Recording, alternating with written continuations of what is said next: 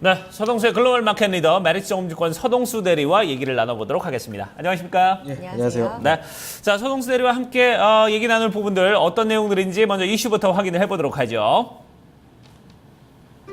자, 그리스에 남겨진 3일이라는 주제를 가지고 얘기를 좀 나눠보도록 하겠습니다.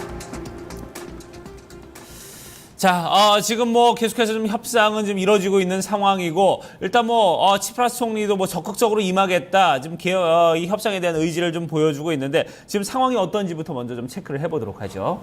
지난주부터 이제 12일 날 있었던 EU 정상회의로 예정돼 있었던 EU 정상회담에 상당히 좀 많은 기대감이 있었던 것이 사실이고요. 네. 금요일 날 우리나라 시장 같은 경우도 그런 기대감에 있는 상승이 좀 상승하는 모습들, 미국도 전일 큰 폭으로 좀 상승하는 모습을 보여줬었는데요. 좀 지긋지긋합니다. 그렇죠. 이번에도 지난 국민투표도 솔직히 좀 믿었다가 우리가 낭패를 봤었고, 그렇죠. 이번 같은 경우도 제가 이거 솔직히 믿을 수 있겠습니까 했었는데 아니나 다를까 좀 해결이 좀 시원하게 나오는 모습들은 좀 나오지 않았었고요. 독일이 이제 한시적 그렉시트라는 단어까지 이렇게 표현을 하면서 그리스를 상당히 좀 수세에 몰아넣고 있다라고 보시면 될 것 같고요. 그 대표적으로 무슨 타이틀을 걸고 지금 넘어졌느냐. 그리스가 15일까지 개혁안에 대한 입법을 끝내야지만 우리가 협상에 다시 하겠다.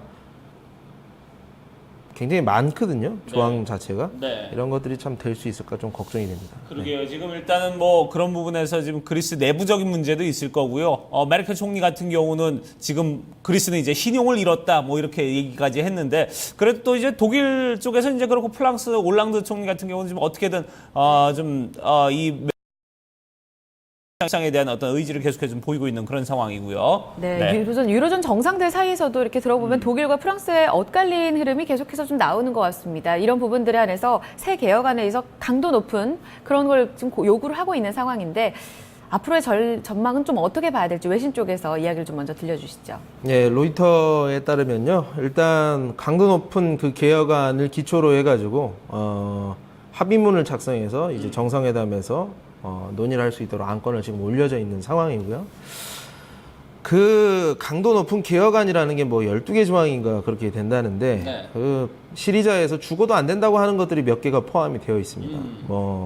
부가가치세라든가 세수를 확대하기 위한 여러 가지 많은 부분에서 세금을 뜯어내다라는 그러한 조항들, 그리고 연금 개혁 이런 것도 좀 시리자에서 지금 반대하는 부분들인데, 연금 개혁 입법, 그리고 민영화가 투명하게 정치적인 영향을 받지 않도록 견제를 하는 기구를 만들어도 여러 가지 조항들이 많더라고요. 네. 이런 것들을 15일까지 3일 만에 13, 14, 15일 3일 만에 입법을 다 할 수 있을까요? 라는 생각이 좀 많이 듭니다. 이런 것들을 시프라스가 지금 받아 들어가지고 그리스 그 내부에서 의회에서 이런 것을 얘기했다가는 반대론이 저는 분명히 있다고 봅니다. 그리고 12개 조항을 12개나 되는 것들을 한꺼번에 이렇게 빠른 시일 내에 할 수 있을까라는 생각이 좀 많이 들고요.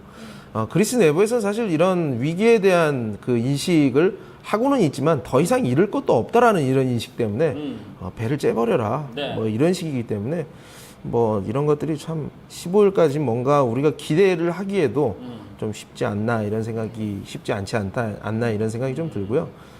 이거는 우리의 바람이겠지만 협상을 하게 되면 860억 유로를 우리가 지원을 해준다.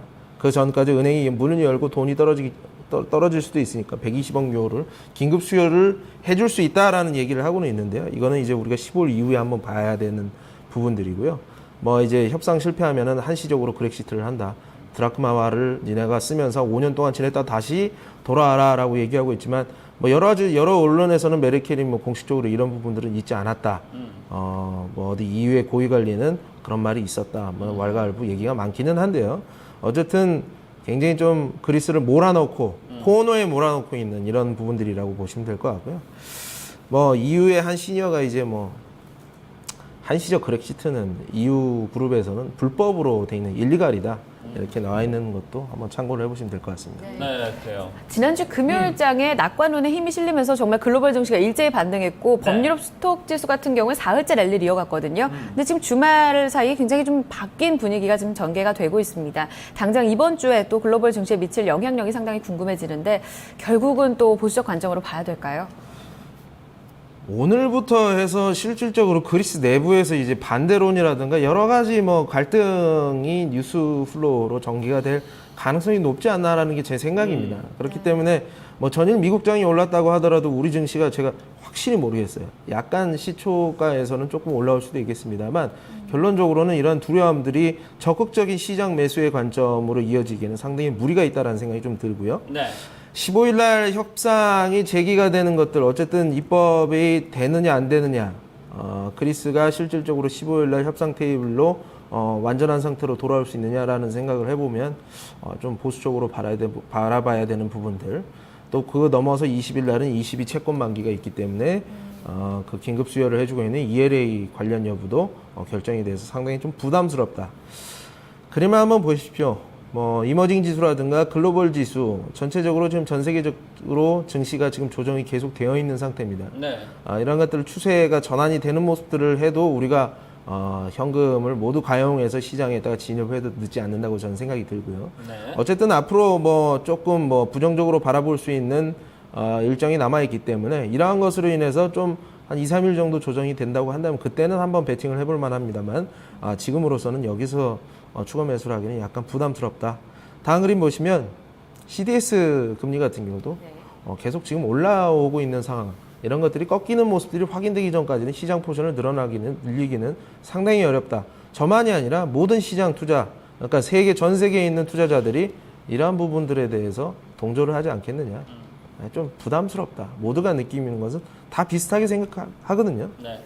보수적인 관점에서 오늘 만약에 좀 시장이 떠거나 특정 종목들이 좀 떠서 시작을 하게 되면 현금화를 시키는 게 저는 맞다고 보고 있고요.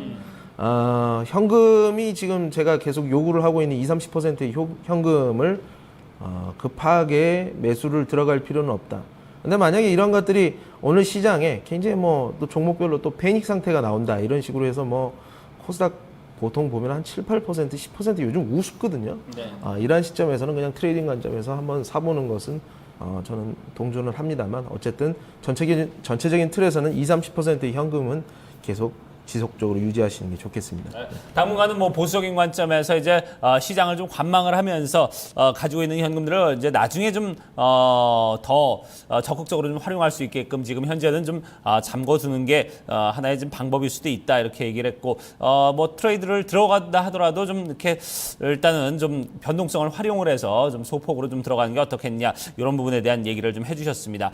자, 그러면 저희가 일단 첫 번째 이슈 여기서 이제 마무리를 짓도록 하고요. 이제 두 번째 이슈 또 얘기를 나눠보도록 하겠습니다.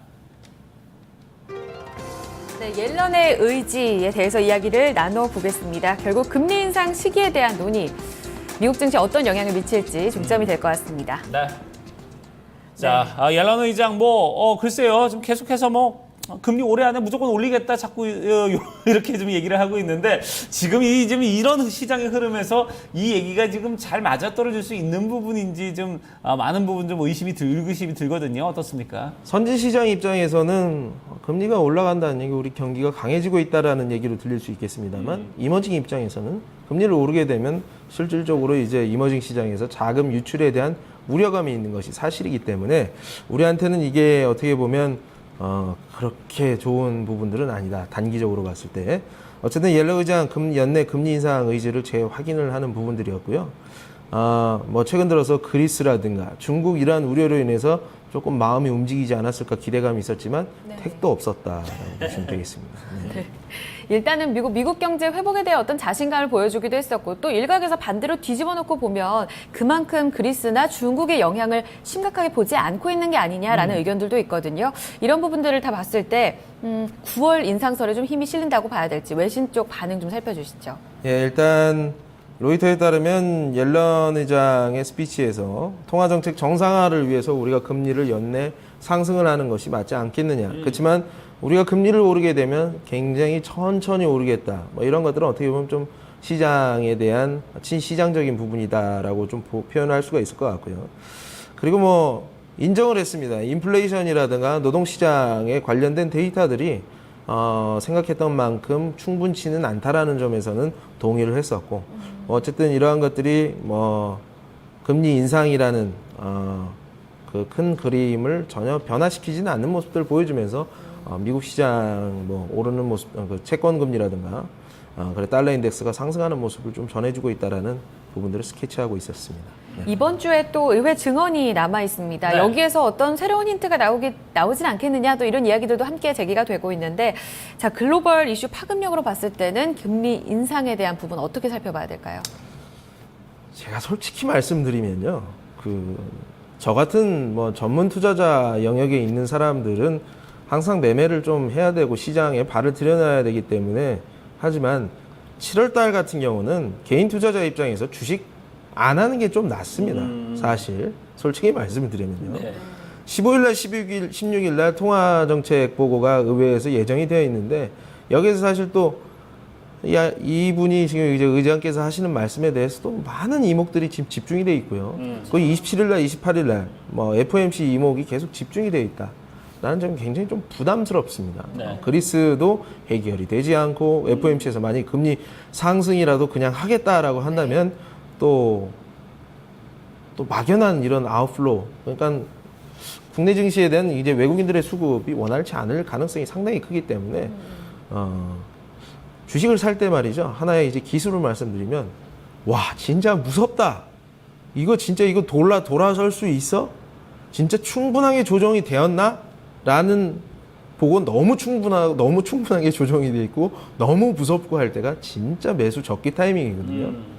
그런 것을 보시면서 이러한 것들이 개인 투자자 여러분들한테는 상당한 기회로 올 수 있다는 것을 한번 활용을 해보시면 좋을 것 같습니다. 어쨌든 결론적으로 죽어도 해야겠다 하시는 분들은 20-30% 현금 머진을 가져가야 되는 이유 중에 하나가 이런 부분들이 있다라고 정리를 해드리겠습니다. 네. 지금 시장은 이제 갈까 말까 이제 이런 시장인데, 이럴 때는 왜 우리 그런 얘기 있잖아요. 갈까 말까 할 때는 가지 마라 그러잖아요. 예, 오히려 가면 안 된다는 생각이 들 때쯤, 그때쯤에 이제 다시 한번 들어가 보는 게 어떻게 보면 이제 개인 투자자들에게는 이제 적기다, 이렇게 서동수 대리가 좀 제언을 했으니까요. 이런 부분들 여러분들 참고를 해보시기 바라겠습니다. 자, 여기서 이제 마무리를 짓도록 하겠습니다. 지금까지 글로벌 마켓 리더 서동수 대리와 함께했습니다. 고맙습니다. 네, 감사합니다. 네.